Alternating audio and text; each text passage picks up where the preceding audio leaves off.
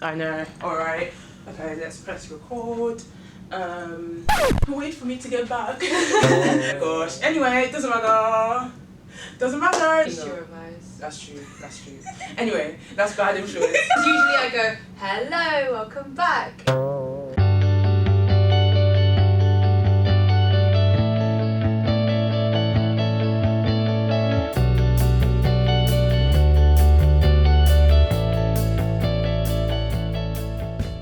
Hello everyone, welcome back. If you're new to my channel, hi, I'm Anusha and I'm currently in my first year of medicine at King's College London. And today I have Natasha. Now, do you want to introduce yourself? I will. My name is Natasha. I'm also a first year medical student at King's, but I did a past degree at Newcastle and I studied biomedical sciences, so I'm a little bit older. And I also have a YouTube channel. We'll plug below for you, so go check it out. Today we're going to be talking about sort of specific questions that you guys have sent in on our Instagram and on our YouTube channel and how we would approach it. Of course it's not perfect, but we're hoping that we can collate our tips and sort of give you guys some advice. Yeah, without further ado, let's get to it. It's the nitty-gritty. It's the nitty-gritty. So one really important aspect which a lot of people have asked about is actually breaking bad news. That's something we sadly have to do on a regular basis for medicine, but it's about how you sort of phrase it. How did you approach that situation? How did you sort of keep your frame of mind? The first time, I did not. I remember, if I kind of flashback. I remember the first time I was breaking bad news, it was actually not medically related, but it was still a breaking bad news situation, and the person got really angry, and I was just there like, I'm sorry. But At least you said sorry. Yeah, I know, I tried my best. The first important thing regarding breaking bad news is the warning shot. So this is essentially when you prepare someone for hearing bad news. So you tell that person whether, and you incorporate this whether it's a medical situation or a non-medical situation. And it's essentially saying to someone like, I'm about to tell you something that you might not want to hear, or you might not have been expecting. Exactly. So especially I think something that you might not want to hear kind of already tells them that it's going to be something that's going to be of a negative kind of side, so they're prepared. And then you ask them, would you like me to continue? Because someone might not be in the right frame of mind to hear that news, right? So you need to be able to not only just pre-warn them, but also to ask them for consent, whether they are ready to hear this news. That's really important, yeah. And once you've given that news, I think mostly body language from there.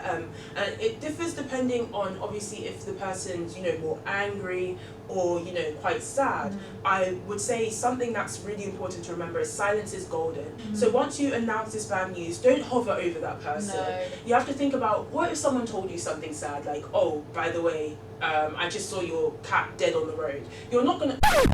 You might not want someone to just run up to you and hug you. You might want a bit of space. Yeah. So leave that person to have a bit of space. Let them process their emotions, I guess. Right? Exactly, and how they feel about the situation. And then normally when they're sad, that's when I would sometimes, do a rub of the shoulder or, offer a tissue, empathizing really, and, continuously saying, I'm sorry. I think if they're angry, it's a bit of a different approach. You're still apologizing, but like I said kind of before, you have to make sure that you're in a safe place.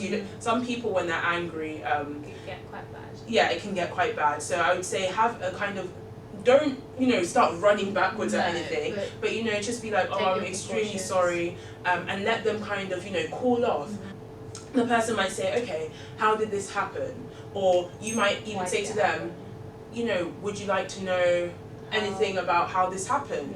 And that's again asking for permission. If they're not ready to have that conversation, leave it be. If they are, continue to engage in conversation and give them, I would say, as much detail as is necessary, but not too much that overwhelms that person. Because you've got to look at the patient's capacity as well, because if they're saying, yeah, I want to know, but then they're not understanding it, or their body language is suggesting that they're not taking in what you told them, then maybe that's a good time to say, no, okay, I'm not going to give you the details, I'm just going to let you know that this has happened and this is what we're going to do to solve it. Was it difficult for you? Did you find it?